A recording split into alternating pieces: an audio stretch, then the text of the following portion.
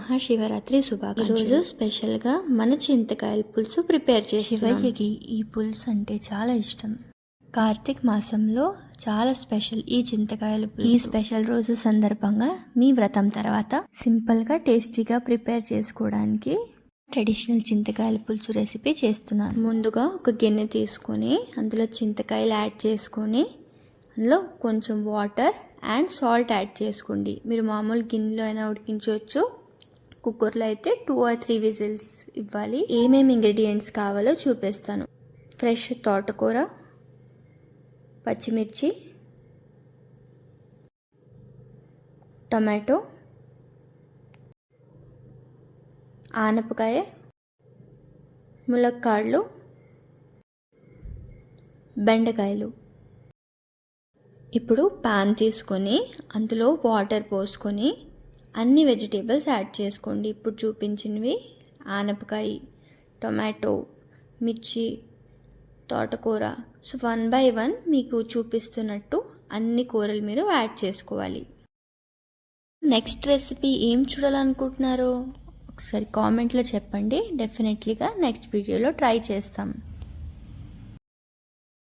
అన్ని కూరలు వాటర్లో యాడ్ చేశాక ఇందులో కొంచెం సాల్ట్ యాడ్ చేసుకోండి.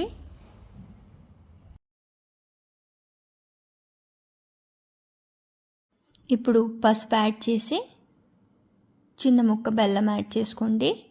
తర్వాత మూత పెట్టేసి కొంచెం మరగనివ్వండి. మీరు చూస్తే ఇలా ఆల్మోస్ట్ 60% వరకు కూరలన్నీ ఉడికిపోతాయి. నెక్స్ట్ ఈ చింతకాయలు కుక్కర్లో పెట్టాం కదా, అవి చల్లారాక ఇలా బాగా గుజ్జు తీయాలి. బాగా గుజ్జు తీస్తేనే మీకు వాటర్ వస్తుంది.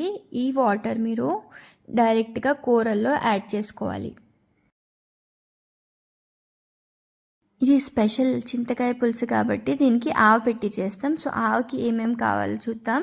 ఒక మిక్సీ జార్లో ఆవాలు వేసుకొని ఎండుమిరపకాయలు వేసుకోండి.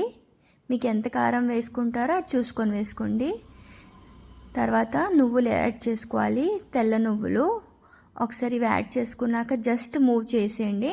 కొంచెం వాటర్ యాడ్ చేయండి. రైస్ ఫ్లోర్ యాడ్ చేసుకోండి. మళ్ళీ ఒకసారి మిక్సీ చేసుకోండి. ఇలా పేస్ట్ తయారవుతుంది కదా, ఈ పేస్ట్ని ఉడుకుతున్న పులుసులో మనం యాడ్ చేసుకోవాలి.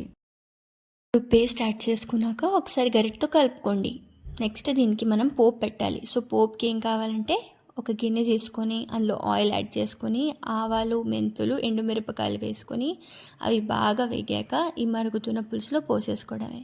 అంతేనండి, అంత సింపుల్ ఈ చింతకాయల పులుసు. ఈ స్పెషల్ చింతకాయల పులుసు అని చెప్పొచ్చు. మీరు కూడా మీ ఇంట్లో ట్రై చేసి డెఫినెట్లీగా మాకు షేర్ చేయండి ఎలా వచ్చిందో. ఈరోజు ఫాస్టింగ్ ఉన్నారు కాబట్టి డెఫినెట్లీగా రేపు ఈ పులుసు ట్రై చేసి మాకు చెప్పండి ఎలా వచ్చింది అనేది. అండ్ మీకు ఈ వీడియో నచ్చితే డూ లైక్, షేర్, సబ్స్క్రైబ్ చేయండి.